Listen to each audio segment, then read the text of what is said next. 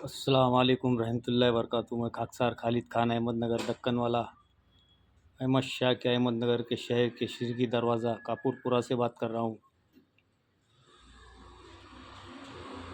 आदम का फसाना फसाना आदम आदम की असली सच्ची कहानी, इंसान की असली और सच्ची कहानी, इंसान की इब्तिदा।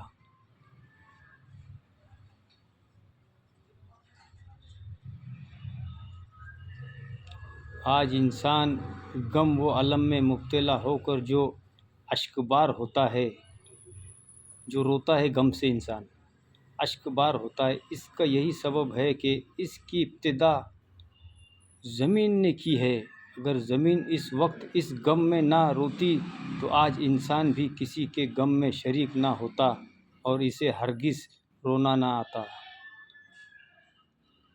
तो इंसान जो है ज़मीन की मिट्टी से पैदा हुआ, तो जिस वक्त ज़मीन की मिट्टी से इंसान को बनाने का ऐलान हुआ और मिट्टी को और ज़मीन को कहा गया कि तेरी ज़मीन से एक अशरफ मखलूक इंसान बनाया जाएगा, मानव बनाया जाएगा और वो स्वर्ग में रहेगा और उसके कुछ हिस्से नर्क में और दोज़ख में भी रहेंगे, जन्नत में भी रहेंगे और दोज़ख में भी रहेंगे।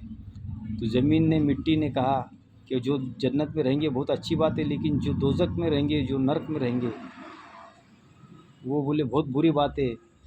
तो वो ज़मीन और मिट्टी धाड़े मार मार कर रोने लगी कि मुझे मत ले जाओ, मुझे मत ले जाओ, मैं नर्क और दोज़ख में नहीं रहना चाहती, तो मुझे मत ले जाओ।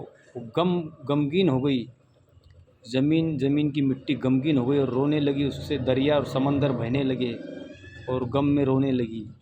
तो भाइयों, ये मिट्टी से इंसान बना है।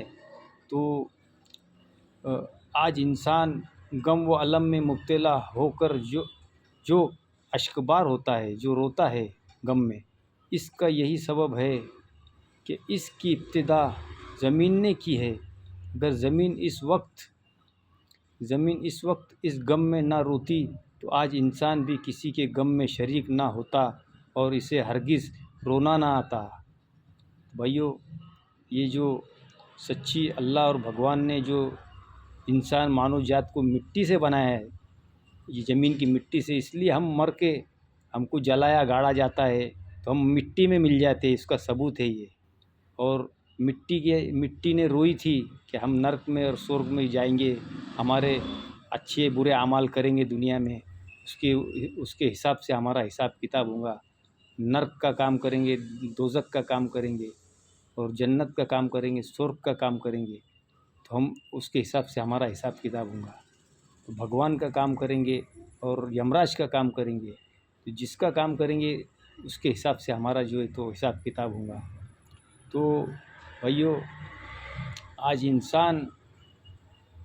इंसान गम व अलम में मुब्तला होकर जो अश्कबार होता है, या गम में रोता है, उसके आंसू बहते हैं, इसका यही सबब है कि इसकी इब्तिदा ज़मीन ने की है।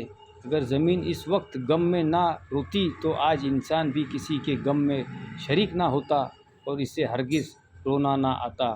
भाइयों, हम इंसानी समाज के स्वर्ग में जाने का रास्ता बताते हैं। जो परमेश्वर भगवान अल्लाह जो सबका है, उसने जो रास्ता बताया हम उसकी मालूमात समाज को देते हैं और समाज को जोड़ने का काम करते हैं और यमराज से लड़ने का काम करते हैं। यमराज इंसानी मानव समाज का दुश्मन और परमेश्वर भगवान अल्लाह का भी दुश्मन है। भाइयों, इससे बचो। अस्सलाम वालेकुम रहमतुल्लाहि व बरकातुहू।